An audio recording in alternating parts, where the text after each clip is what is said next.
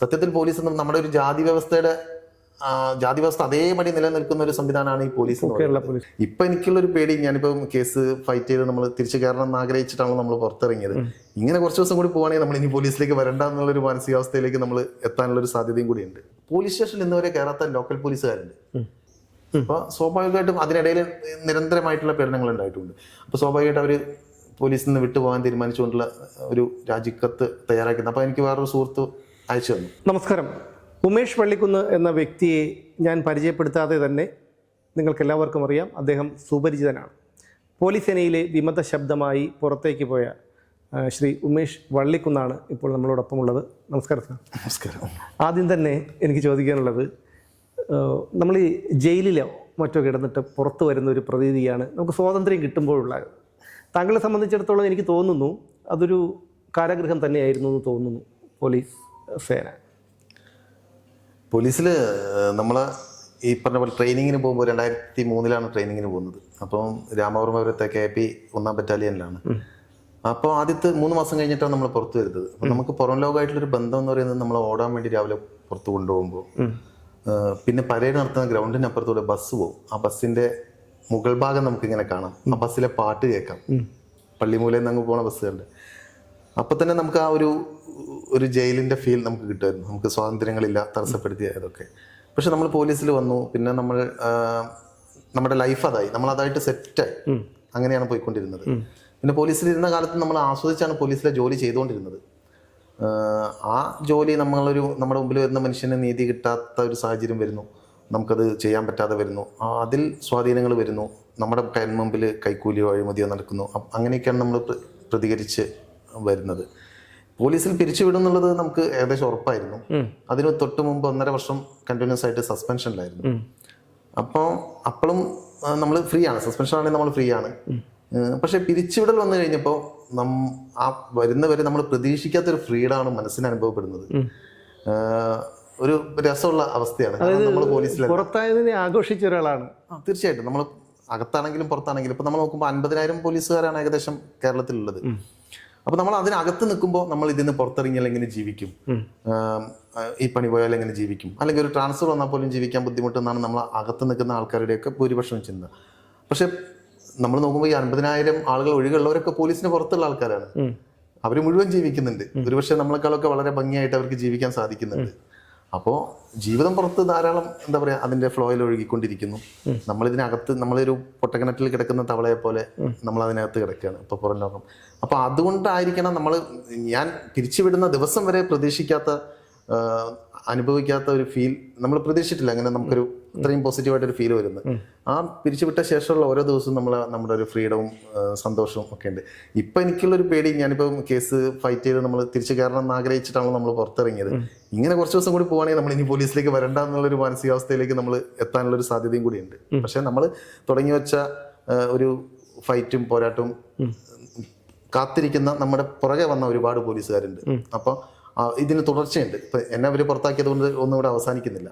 അപ്പൊ അവർക്ക് അവരുടെ ഒരു പ്രതീക്ഷയും ധൈര്യമാണ് നമ്മൾ പോലീസിൽ തിരിച്ചു വരിക, കേസ് ജയിച്ചു വരിക എന്നുള്ളത്. അപ്പൊ അതുകൊണ്ട് തീർച്ചയായിട്ടും കേസിന് പോകും. അല്ലാത്ത പക്ഷം നമുക്ക് ഈ ഫ്രീഡം ഭയങ്കര ഹാപ്പിയാണ്.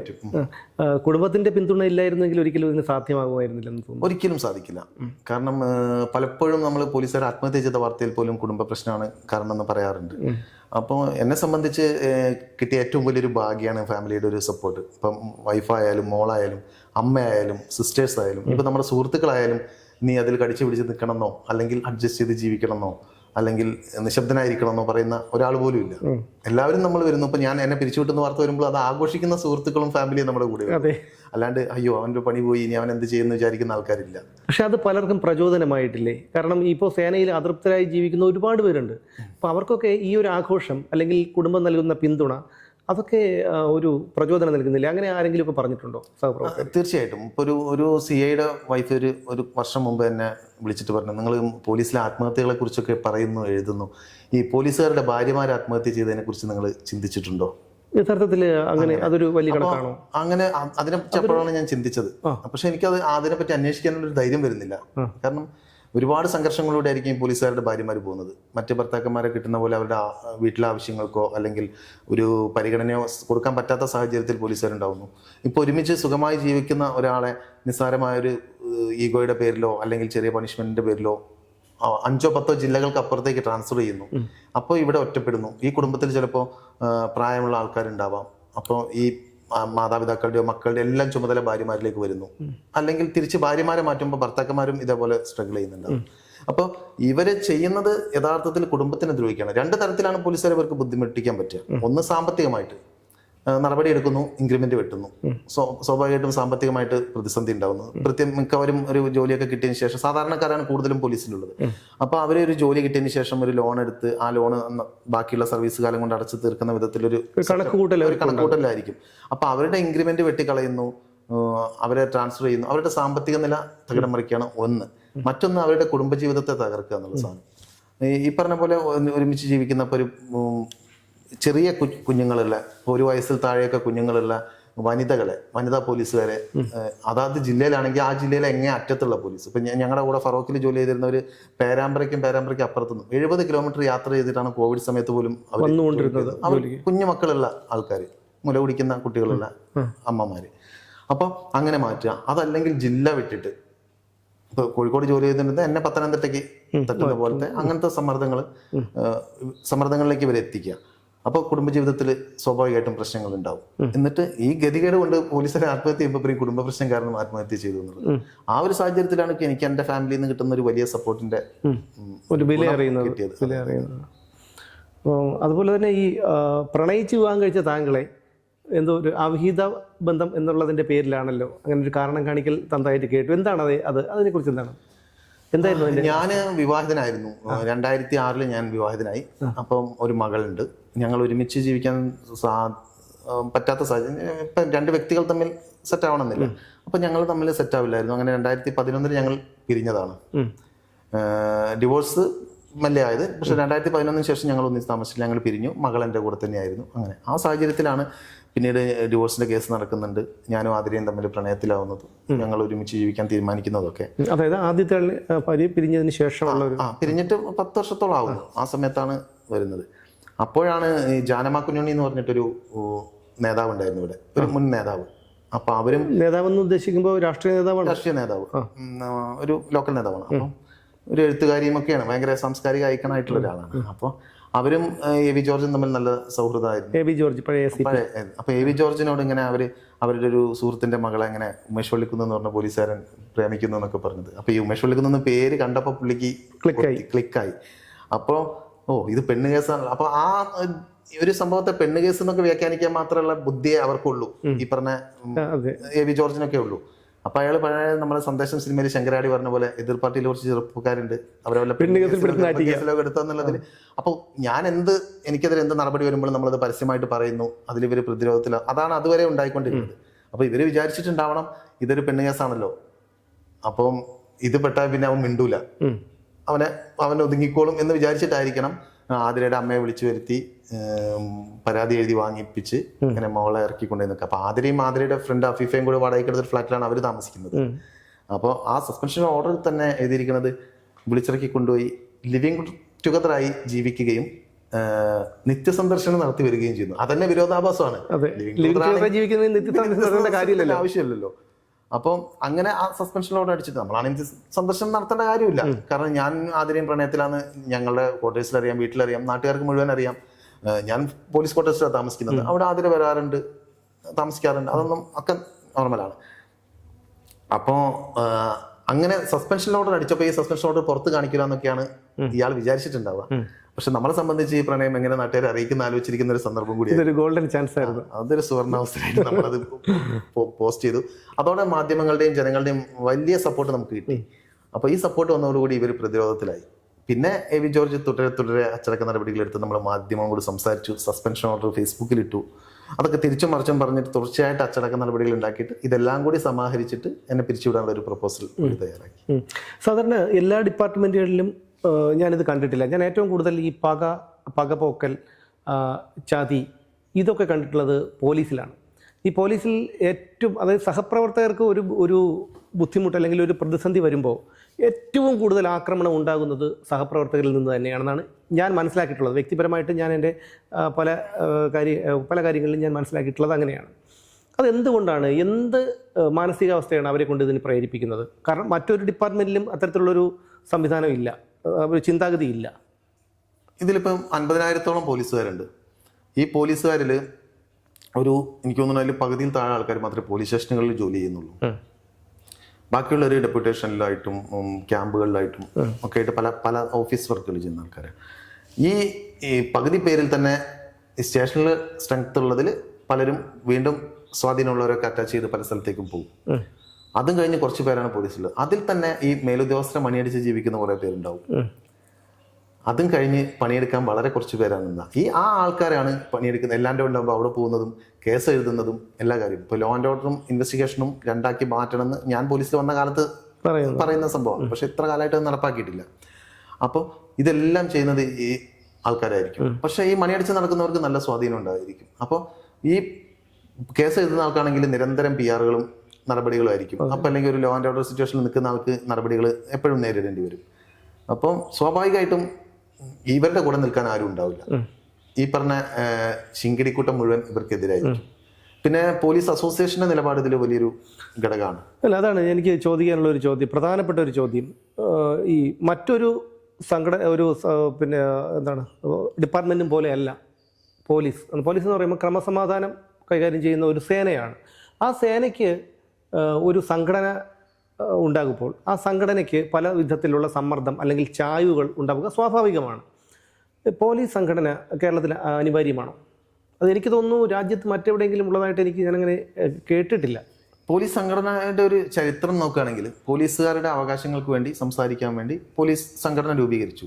ഒരുപാട് പ്രയാസപ്പെട്ട് ഒരുപാട് സഹിച്ചിട്ടാണ് ഈ സംഘടന ഉണ്ടാക്കിയത്. ഈ സംഘടന ഉണ്ടാക്കാൻ വേണ്ടി പ്രയത്നിച്ച ആൾക്കാരെയൊക്കെ ട്രാൻസ്ഫർ ചെയ്തും അവർക്ക് എക്സ്ട്രാ പരേഡ് നൽകിയും അങ്ങനെ ഒരുപാട് ബുദ്ധിമുട്ടിച്ച് കഷ്ടപ്പെടുത്തിയിട്ടാണ് അവരുണ്ടാക്കിയത്. പോലീസുകാരുടെ അവകാശങ്ങൾ പോലീസുകാരുടെ ഭാഗത്തു നിന്ന് തന്നെ പറയാനുള്ളൊരു സംഘടന നിലയ്ക്കാണ് അത് വന്നത്. അല്ല, അങ്ങനെയാണെങ്കിൽ മറ്റ് സംസ്ഥാനങ്ങളിൽ ആ ഒരു കഷ്ടപ്പാട് പോലീസുകാർക്കില്ല എന്നാണോ?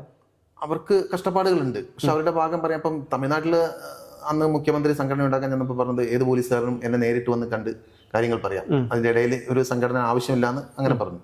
പക്ഷെ ഇവിടെ അങ്ങനത്തെ ഒരു സാഹചര്യമല്ല. അപ്പൊ ഈ സംഘടനയുടെ ഒരു പ്രവർത്തന ഫലമായിട്ട് പോലീസുകാരുടെ ഡിഗ്നിറ്റി, പോലീസുകാരുടെ അന്തസ്സൊക്കെ ഒരുപാട് ഉയർന്നിട്ടുണ്ട്. ഇപ്പം നമ്മളിപ്പം പോലീസ് പാന്റ് ആക്കിയത് സംഘടനയുടെ പ്രവർത്തന ഫലം എന്ന് പറയുമെങ്കിലും എല്ലാ സ്റ്റേറ്റിലും പാന്റ് തന്നെയാണ്. കാലഘട്ടത്തിലെ മാറ്റം വന്നിട്ടുണ്ട്. ഇപ്പോൾ സംഘടനയ്ക്ക് ഉണ്ടായ ഒരു അപജയം എന്ന് പറഞ്ഞാൽ പോലീസുകാരുടെ പ്രശ്നങ്ങളിൽ സംഘടന ഇടപെടുന്നില്ല. അതാണ് എൻ്റെ ചോദ്യം. അതാണ് എൻ്റെ ചോദ്യം. കാരണം പോലീസ് സംഘടന എന്ന് പറയുമ്പോൾ തലപ്പത്തുള്ള ഒരു CRB-മാർക്ക് മനസ്സിലായി കാണുമല്ലോ. CRB-മാർക്ക് അവരുടേതായ താല്പര്യങ്ങൾ സംരക്ഷിക്കാനും മറ്റ് രാഷ്ട്രീയപരമായിട്ടുള്ള സമ്മർദ്ദങ്ങൾ ഈ പോലീസുകാരിൽ അടിച്ചേൽപ്പിക്കാനും നിക്ഷിപ്ത താല്പര്യങ്ങൾ ചെയ്യിപ്പിക്കാനും ഒക്കെയുള്ള ഒരു സംവിധാനം മാത്രമായി പോലീസ് സംഘടന മാറിയിരിക്കുന്നു. അങ്ങനെ പോലീസ് സംഘടനയുടെ പ്രവർത്തനം ഫലപ്രദമായിരുന്നുവെങ്കിൽ, പോലീസുകാരുടെ ക്ഷേമത്തിനാണ് സംഘടന പ്രവർത്തിക്കുന്നതെങ്കിൽ താങ്കൾക്കോ അനസിനോ രഘുവിനോ ഒന്നും പുറത്തു പോകേണ്ടി വരില്ലായിരുന്നു. ഉണ്ടായിരുന്നോ? തീർച്ചയായിട്ടും. അതായത് ഇപ്പോൾ അനസിന്റെ കാര്യത്തിൽ സംഘടന ഇതുവരെ ഇടപെട്ടിട്ടൊന്നും ചെയ്തിട്ടില്ല. മാത്രമല്ല അനസിനെ പോലുള്ളവരെ പിന്തുണയ്ക്കുന്നവരെ പോലും പിന്തിരിപ്പിക്കാൻ സംഘടനയ്ക്ക് കഴിഞ്ഞിട്ടുണ്ട്. ഇപ്പൊ എന്റെ കാര്യത്തിൽ പിന്നെ സംഘടന ഇടപെടണമെന്ന് ഞാൻ പ്രതീക്ഷിക്കുന്നുമില്ല. കാരണം ഞാൻ നിരന്തരമായ അച്ചടക്കം ലംഘിക്കുന്ന ആളാണല്ലോ, നമ്മളിത് പറയുന്ന ആൾക്കാരാണല്ലോ. പക്ഷേ നിസ്സഹായരായിട്ടുള്ള പോലീസുകാരുണ്ട്, ഒരുപാട് നിസ്സഹായരായിട്ടുള്ള പോലീസുകാർ. അവർക്ക് ഇപ്പം ശബ്ദമില്ല. കാരണം എന്തെങ്കിലും ശബ്ദം വന്നു കഴിഞ്ഞാൽ ഇതുപോലെ ദൂരത്തേക്കുള്ള ട്രാൻസ്ഫറുകളോ സസ്പെൻഷനുകളോ താങ്ങാൻ പറ്റാത്ത ആൾക്കാരാണ്. കാരണം കുടുംബമായിട്ടുള്ള ബുദ്ധിമുട്ടുകളുണ്ടാവും, പരിമിതികളുണ്ടാവും. അപ്പോൾ ഇവരുടെ പ്രശ്നങ്ങൾ പറയുമ്പോൾ സംഘടന പരിമിതി എന്ന് പറയുന്നത് വളരെ ഭീകരമായിട്ടുള്ളൊരവസ്ഥയാണ്. സംഘടനയ്ക്ക് പരിമിതിയുണ്ട്. ഈ സംഘടനയെ വേണ്ട, സംഘടന ഇല്ലാതാക്കാൻ ഒരുപാട് ആൾക്കാർ ശ്രമിക്കുന്നുണ്ട്. അതുകൊണ്ട് നമ്മൾ മിണ്ടാണ്ടിരിക്കുകയാണ് എന്ന് പറയുന്നൊരു സാഹചര്യം ഉണ്ട്. ഇപ്പോൾ അതാണ് പറയുന്നത് എല്ലാ പോലീസുകാരുടെ പ്രശ്നങ്ങൾക്കൊക്കെ. അതേസമയം ഈ വലിയ വലിയ പരിപാടികൾ, സെമിനാറുകൾ, ആഘോഷങ്ങളൊക്കെ നടത്തിയിട്ട് സംഘടന സജീവമായി നിൽക്കുന്നു എന്ന് കാണിക്കുന്നുണ്ട്. പക്ഷെ അടിസ്ഥാനപരമായിട്ട് നമ്മൾ ആഗ്രഹിക്കുന്നത് ഒരു പോലീസുകാരൻ്റെ പ്രശ്നം, ഒരു പോലീസുകാരൻ വേട്ടയാടപ്പെടുമ്പോൾ അല്ലെങ്കിൽ മൂല്യോദ്യോഗസ്ഥരുടെ അടുത്ത് ഒരു പീഡനം വരുമ്പോൾ അതിലിടപെടേണ്ട ആൾക്കാരാണ് സംഘടന. അതിന് പറ്റുന്നില്ലെങ്കിൽ പിന്നെ ഈ സംഘടനയ്ക്ക് പ്രസക്തി ഇല്ല. അവിടെയാണ് ഈ സംഘടനയ്ക്ക് പ്രസക്തി ഇല്ലാതാവുന്നത്. ഇപ്പൊ ഉദാഹരണത്തിന് ഇന്നലെ രാത്രി ഞാനൊരു രാജിക്കത്ത് വായിച്ചു. ഒരു പോലീസുകാരുടെ രാജിക്കത്താണ്. അപ്പോൾ അവരെ സംബന്ധിച്ച് ഇപ്പൊ എന്റെ സ്റ്റേഷനിൽ ഉണ്ടായതുപോലെ തന്നെ ഒരു വാറണ്ട് പ്രതിയെ പോലീസ് സ്റ്റേഷനിൽ അറസ്റ്റ് ചെയ്ത് കൊണ്ടുവന്ന് ഇട്ടിരിക്കുന്നു. അത് SHOയുടെ ഒരു സുഹൃത്താണ്. അപ്പോൾ SHOയുടെ സുഹൃത്തായതുകൊണ്ട് SHO എന്ത് ചെയ്യുന്നു, അയാളെ ഇറക്കി വിടാൻ പറയുന്നു. നോൺ ബെയിലബിൾ ആ പ്രതിയെ കോടതി ഹാജരാക്കി കോടതി വിടണമെങ്കിൽ കോടതി വിട്ടോളും. പക്ഷെ ഇയാളെ ഇറക്കി വിടാൻ പറയുന്നു. അപ്പോൾ സ്വാഭാവികമായിട്ടും അത് രേഖപ്പെടുത്താതെ ഇറക്കി വിട്ട് കഴിഞ്ഞാൽ പിന്നീട് എന്തെങ്കിലും പ്രശ്നം വന്നു കഴിഞ്ഞാൽ GDയും പാറാവും ആയിരിക്കും പ്രതികൾ. പാറാവ് നിൽക്കുന്ന പാറാവുകാരി അത് പാറാവ് ബുക്കിൽ എഴുതുന്നു, GD അതിൽ ഒപ്പിടുന്നു. അത് കഴിഞ്ഞ് കുറച്ച് കഴിഞ്ഞപ്പോൾ ഈ സംഭവം കഴിഞ്ഞ് കുറച്ച് കഴിഞ്ഞ് നോക്കുമ്പോൾ പാറാവുകാരിന്റെ നോട്ട്ബുക്ക് എടുത്തിട്ട് ആരോ അതിൽ എഴുതി വെച്ചിരിക്കുന്നു, ഇയാൾ ജോലി കഴിഞ്ഞ് മടങ്ങിപ്പോയിന്ന്, നേരത്തെ ഉള്ള സമയം. അപ്പൊ ഇവർ ആ സമയത്ത് സാക്ഷിയാകാതിരിക്കാൻ വേണ്ടി ഇവരുടെ നോട്ട്ബുക്കിലും ഈ വൈരുദ്ധ്യം വരാൻ വേണ്ടിയിട്ട് ആരോ എഴുതി വെച്ചിരിക്കുന്നു.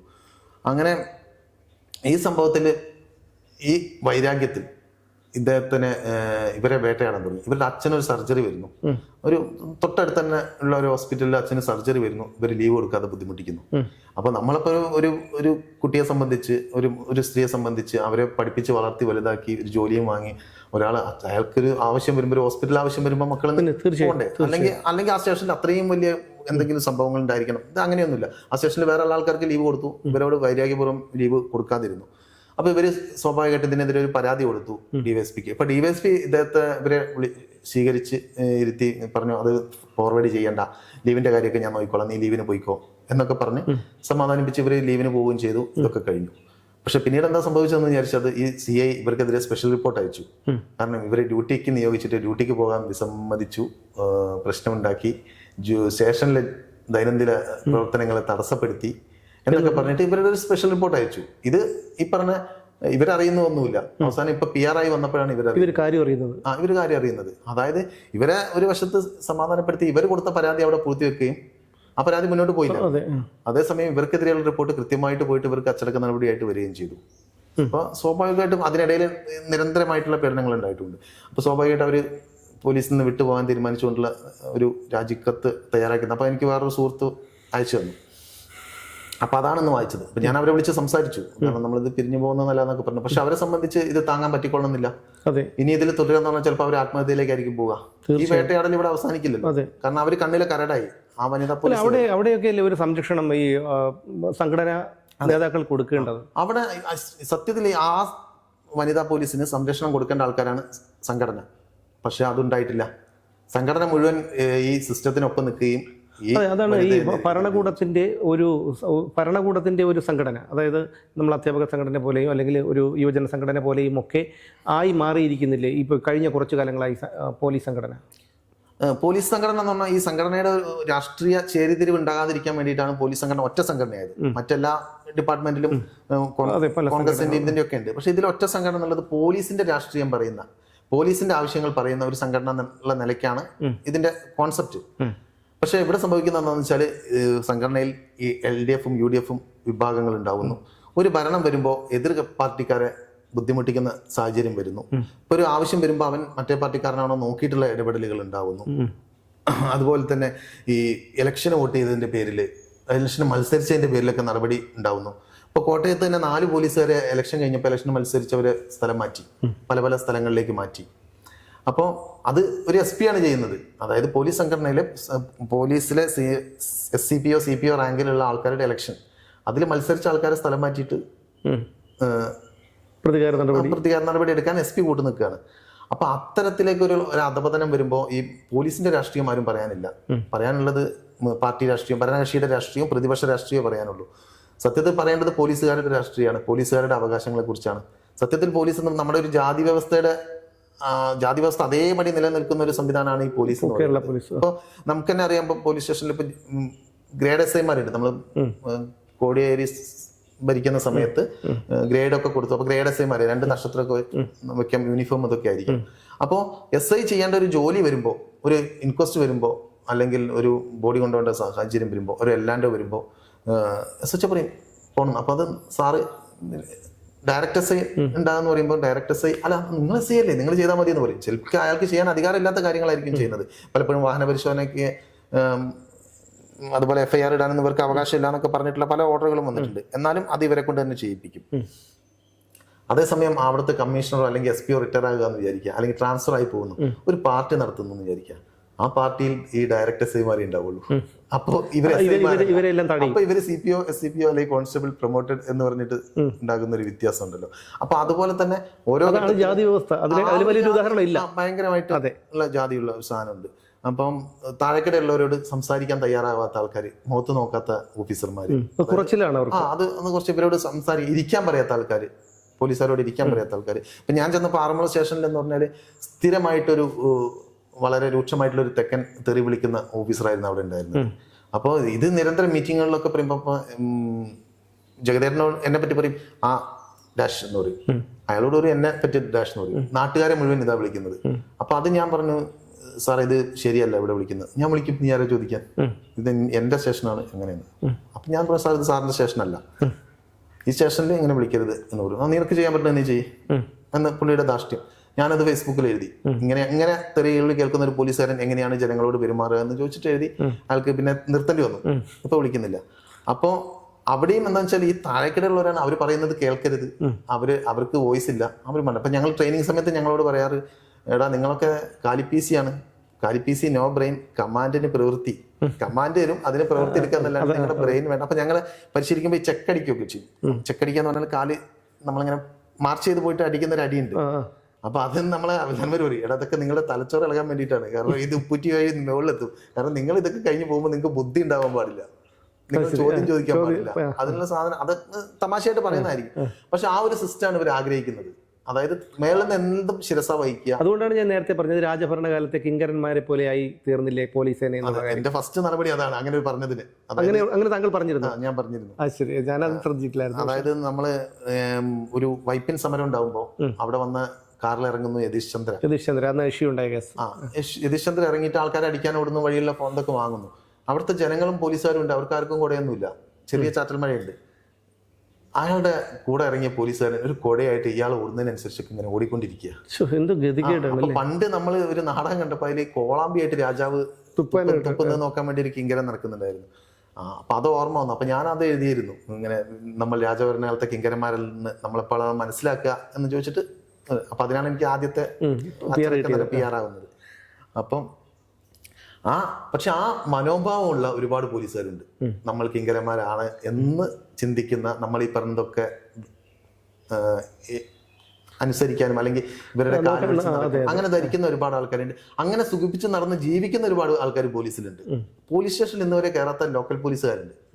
ഇപ്പൊ എയർ ക്യാമ്പിലോ അല്ലെങ്കിൽ ക്യാമ്പിൽ ബില്ലിംഗ് കൊടുത്ത് നിൽക്കുന്ന ആൾക്കാരാണെങ്കിൽ ഓക്കെ, അല്ലെങ്കിൽ ഏതെങ്കിലും ഓഫീസിൽ ഇപ്പം സൈബർ സെല്ലൊക്കെ സൈബർ എക്സ്പെർട്ട് ആണെങ്കിൽ അയാൾ ചിലപ്പോൾ സൈബർ പോലീസ് സ്റ്റേഷനിലോ അല്ലെങ്കിൽ സൈബർ സെല്ലോ ആയിരിക്കും വർക്ക് ചെയ്യുക. കാരണം അവിടെ ഒരു അസറ്റ് ആയിരിക്കും അയാൾ. അപ്പൊ അയാളെ കൊണ്ടുവന്ന് വെറുതെ സ്റ്റേഷനിലോ ലോ ആൻഡ് ഓർഡറിലോ നിർത്തിയിട്ട് കാര്യമില്ല. എന്നാൽ അതല്ലാതെ കാലങ്ങളായി, ഇപ്പോൾ സർവീസിൽ വന്ന കാലം തൊട്ട് ഏതെങ്കിലും ഉന്നത ഉദ്യോഗസ്ഥന്റെ വീട്ടിൽ സാധനം മേടിച്ചു കൊടുത്തും വീട്ടിലെ കാര്യങ്ങൾ നോക്കി ജീവിക്കുന്ന പോലീസുകാർ കേരളത്തിലുണ്ട്, ഇപ്പോഴും ഉണ്ട്. അത് അതിനെക്കുറിച്ച് ഞാനൊരു 10-12 വർഷങ്ങൾക്ക് മുമ്പ് മനോരമയിൽ ഒരു ഫീച്ചർ ഉണ്ടായിരുന്നു, അത് ഞാൻ വായിച്ചിട്ടായിരുന്നു. ഇപ്പോഴും ആ സിസ്റ്റം ഉണ്ടോ? ഇപ്പോഴും ഉണ്ട്. ഇപ്പോഴും ജോലിക്ക് പോയിട്ട് ഇപ്പം എൻ്റെ തന്നെ ജൂനിയർ ആയിട്ട് വന്ന ഒരു പോലീസുകാരുണ്ട്. ആ പോലീസുകാരനൊക്കെ അന്നത്തെ ഈ കമ്മീഷണറുടെ വീട്ടിലെ കാര്യങ്ങൾ നോക്കാൻ വേണ്ടി വീട്ടിലെ വണ്ടി ഓടിക്കാനും ഒക്കെ ആയിട്ട് പോയതാണ്. അതൊന്നും തിരിച്ചു വന്നിട്ടില്ല. ഇപ്പോഴും ഏതെങ്കിലും സ്റ്റേഷനിലെ സ്ട്രെങ്ത് ഉണ്ടാവും, അവിടെ കാണിക്കും ഡെപ്യൂട്ടേഷൻ വിത്ത് ഇങ്ങനെ പറഞ്ഞിട്ട്. പിന്നെ അതുപോലെ തന്നെ വീട് നോക്കാൻ പോയി നിൽക്കുന്ന ആൾക്കാർ, ഇങ്ങനെയൊക്കെ പോലീസുകാർ ഉപയോഗിക്കുന്നുണ്ട്. അത് അവർ വില്ലിംഗ് ആണ്, അവർക്ക് വേറെ ബുദ്ധിമുട്ടില്ല. ഈ പറഞ്ഞ ബാധ്യതകളോ ബുദ്ധിമുട്ടോ ഇല്ല. മാത്രമല്ല പ്രൊമോഷനൊക്കെ സമയത്ത് വരും, ശമ്പളം വരും. ചിലപ്പോൾ ചിലർക്ക് രാവിലെ പോയി ഒന്ന് ചെടി നനച്ച് പോരേണ്ട പണിയേ ഉണ്ടാവുള്ളൂ. അങ്ങനത്തെ ഒരു വലിയ വിഭാഗം കൂടി പോലീസിലുണ്ട്, ഈ കിങ്കരന്മാരായിട്ട് ജീവിക്കാൻ ഇഷ്ടപ്പെടുന്ന. പക്ഷെ നമ്മൾ ഈ ഒരു 10 വർഷങ്ങൾക്ക് ഇപ്പുറം, ഈ 10 വർഷങ്ങൾ എന്ന് പറയുമ്പോൾ 10 വർഷവും പോകണ്ട, ഏകദേശം ഒരു 5 വർഷങ്ങൾക്ക് ഇപ്പുറം കേരളത്തിലെ പോലീസ് സേന മുമ്പെങ്ങുമില്ലാത്ത തരത്തിലുള്ള ഒരു അധപതനത്തിലേക്ക് പോയിട്ടില്ലേ? തീർച്ചയായിട്ടും. കാരണം ഒരു നാഥനില്ലാ കളരി ആയതിന്റെ ഫീൽ പോലീസിൽ മുഴുവൻ. എന്തായിരിക്കും അതിന് കാരണം? തീർച്ചയായിട്ടും ശക്തമായ ഒരു നേതൃത്വമില്ല, അതുകൊണ്ടാണ് മൊത്തത്തിൽ പോകുന്നത്. ഇപ്പം നമുക്കൊരു പോലീസുകാരുടെ ഒരു പ്രശ്നങ്ങൾ അറിയുന്നത്, ഇപ്പം നമുക്ക് തിരുവഞ്ചൂർ ആയാലും പോലീസുകാരുടെ ഭാഗത്തു നിന്ന് ചിന്തിക്കുമ്പോൾ അതിനു മുമ്പ് ഉമ്മൻചാണ്ടി സാർ ആയാലും പിന്നെ രമേശ് ചെന്നിത്തല ഉണ്ടായിരുന്നു, കോടിയേരി ബാലകൃഷ്ണൻ ഉണ്ടായിരുന്നു. അപ്പോൾ ഇവരുടെയൊക്കെ കാലത്ത് LDF ആണെങ്കിലും UDF ആണെങ്കിലും പോലീസുകാരുടെ പ്രശ്നങ്ങൾ ചെന്ന് പറയാൻ മൃഗീയമായിട്ടുള്ളൊരു ബലാത്സംഗം, അങ്ങനത്തെ ഒരു ഗുണ്ടാസംഗത്തെ വളർത്തും. വന്ന് പറയുമ്പോൾ ഈ മാസപ്പടി എത്തുന്നത്, ഈ ഗുണ്ടകൾ പിരിക്കുന്ന പൈസ എത്തുന്നത് പോലീസിലേക്കാണ്. പക്ഷെ കത്ത് എഴുതി എന്നതൊരു കുറ്റമായി കണ്ട് എന്നെ സസ്പെൻഡ് ചെയ്തു. ആ സസ്പെൻഷന് തുടർച്ചയായിട്ടാണല്ലോ ഇപ്പോൾ പിരിച്ചുവിട്ടതും. അതാണ് സംഭവിക്കുന്നത്. അതായത് ഇതിനകത്ത് ചോദ്യം ചെയ്യാൻ പാടില്ല, പിന്നെ ഉയർന്ന ഉദ്യോഗസ്ഥർ ചെയ്യുന്നതിനൊന്നും തെളിവുണ്ടാവില്ല. ഈ പോലീസുകാരൻ ആത്മഹത്യ ചെയ്തു എന്നുള്ളൊരു വാർത്ത ഒരു വർഷം ഒരു 7-8 തവണയെങ്കിലും നമ്മൾ മാധ്യമങ്ങളിലൂടെ കേൾക്കുന്നതാണ്. 7-8 ഒരാഴ്ചയിൽ ഒരു 8 ദിവസത്തിന്റെ ഇടയിൽ 6 പേരും മരണപ്പെട്ട സംഭവമൊക്കെ. മരിച്ച വാർത്ത വരുന്ന ആ സെക്കൻഡിൽ കുടുംബ പ്രശ്നം കൊണ്ടാണ്, അല്ലെങ്കിൽ സാമ്പത്തിക ബാധ്യതയുള്ള ആളാണ്, മദ്യപാനാണെന്നൊക്കെ പറഞ്ഞ് ചേർത്തടിച്ചു വിടുന്ന ആ സാധനമായിരിക്കും പിന്നെ മൊത്തം പോവുക. അപ്പൊ അത് ആ ഓപ്പറേഷൻ കൃത്യമായിട്ട് ഇപ്പൊ നടക്കുന്നുണ്ട്.